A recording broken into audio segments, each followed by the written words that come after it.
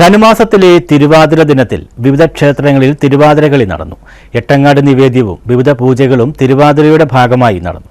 തിരുവാതിരകളിക്ക് ആചാരപരമായും അനുഷ്ഠാനപരമായും മലയാളി മംഗമാർക്കിടയിൽ ഒരു സ്ഥാനമുണ്ട്.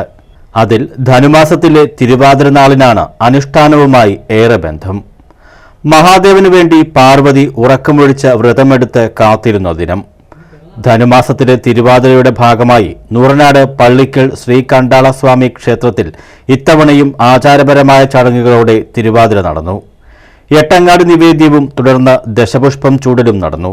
തുടർന്ന് ഈണത്തിനൊത്ത് മംഗമാർ ചുവടുവെച്ചു.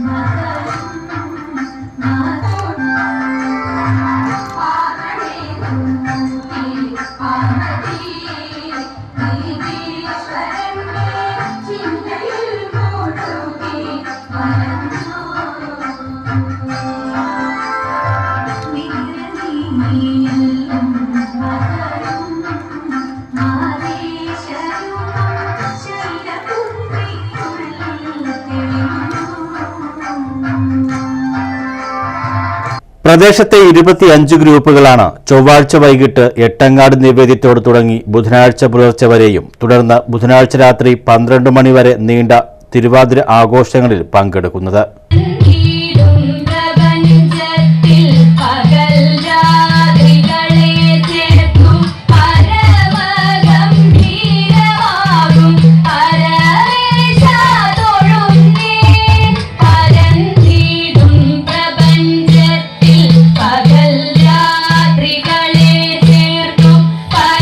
മറ്റു തിരുവാതിര സംഘങ്ങൾക്കൊപ്പം ഇത്തവണ കുട്ടികൾ അണിനിരന്ന 15-ൽ പരം സംഘം തിരുവാതിര സംഘങ്ങളും ക്ഷേത്രമുറ്റത്ത് ചുവടുവെച്ചു.